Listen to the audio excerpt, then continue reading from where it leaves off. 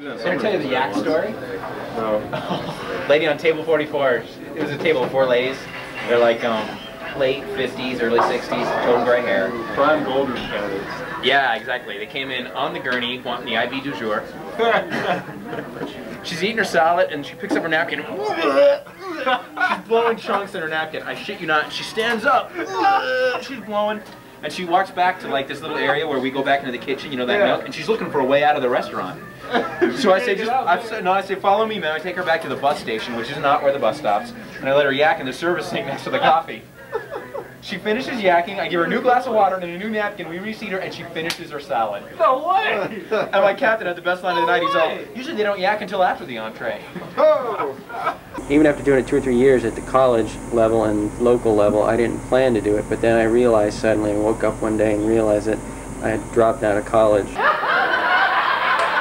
I could be the funniest busboy in the world for the rest of my life, or I could be a passable stand-up comedian, you know, probably make a living.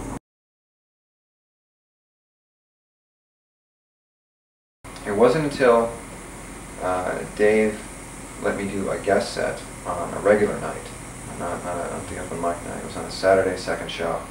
I had 7 minutes in between the opener and the feature, and I went up and I rocked, you know, and bits that normally got like little laugh, big laugh, we're getting big laugh, huge laugh. You know, and I loved it so much, and it was from that point on that I really began thinking about it as a career, as something I wanted to do. Horrible experience 3 years ago.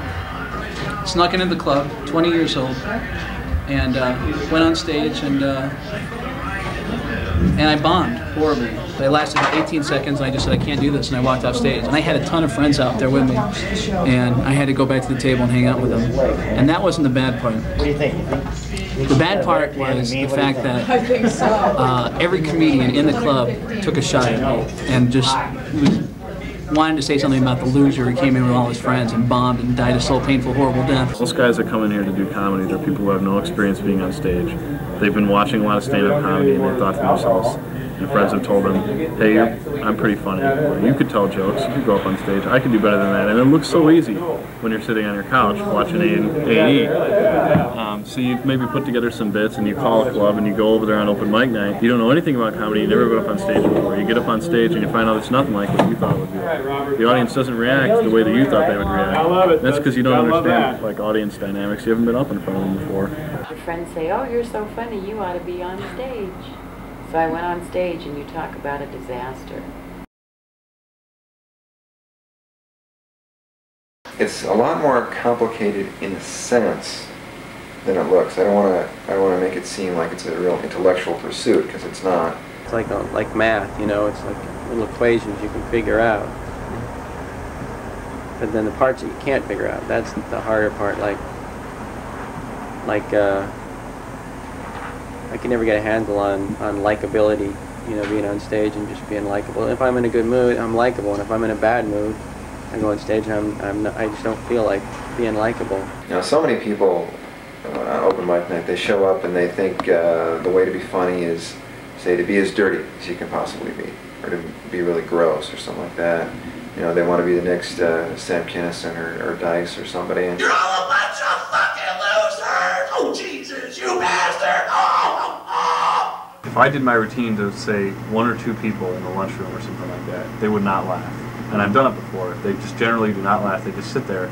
And yet if I do the same routine in front of a group of 80 people or 100 people at a nightclub, they may think it's hilarious.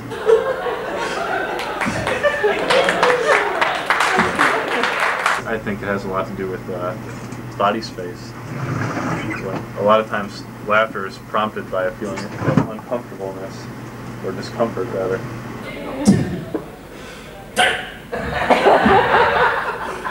I like saying things that shock people. They just don't expect it to come out of my mouth. I was helping my daughter move the other day. I got 2 little grandbabies.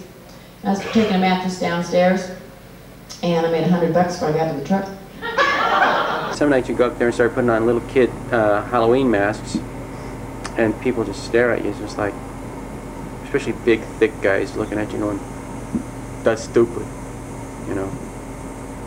So, I ain't laughing at that, that's stupid. I equate it with the dog that smells fear.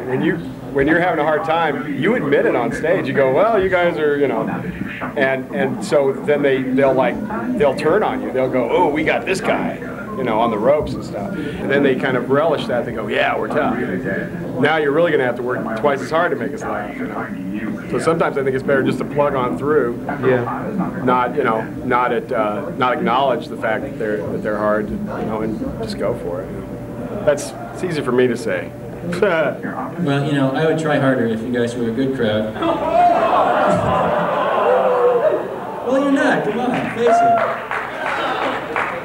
I don't know. I mean, it's not your fault as individuals. It's just don't get together as a crowd again. Just go from here and then come back as individuals. When you first get up on stage, and the audience sees you for the first time, right from the start, they don't like you. They don't like you because, in a sense, they're thinking to themselves, oh, you're up there on stage, you think you're funny, you think you're better than me, because you can do that, and I can't. Wow. So that's why it's really important, I think, to do some kind of self-deprecating bit right at the start.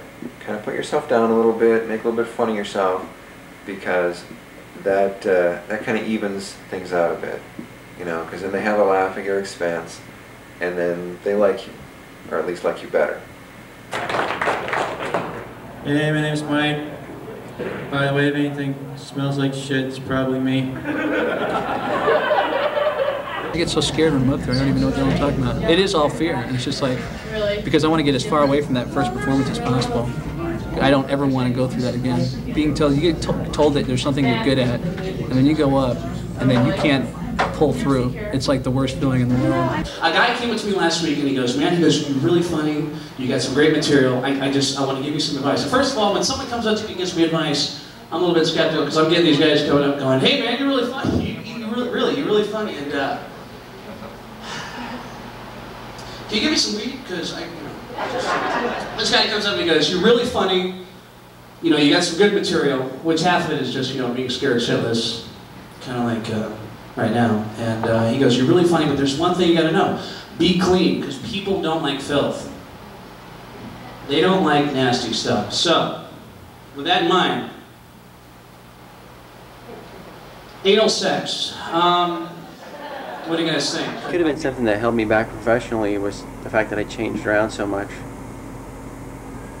And I definitely, when I first started working, that was a problem. And I was in Phoenix, and a lot of the other comics were getting work. Guys like Randy Kagan, Dave Spade, people like that were all working.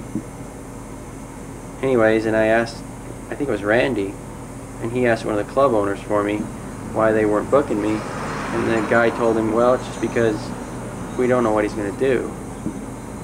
You know, he'll do one act, because I was just changing my act every week. Much like I try and do it at Laughs Now. It's just, we don't know what he's going to do, so we don't know if we can book him or not. So I had to learn to do the same act over and over, which was really boring to me. There's someone else's list. I'll just go off of their list. Clinton. I don't know. BMW. I don't know. Oh, it's Shepherd's. Designated driver. Taco Bell. I'll save this. I'll use that next week. I tend not to watch comedy on TV a lot because I'm afraid I'll pick something up inadvertently and use it. And it's a no-no to use someone else's stuff.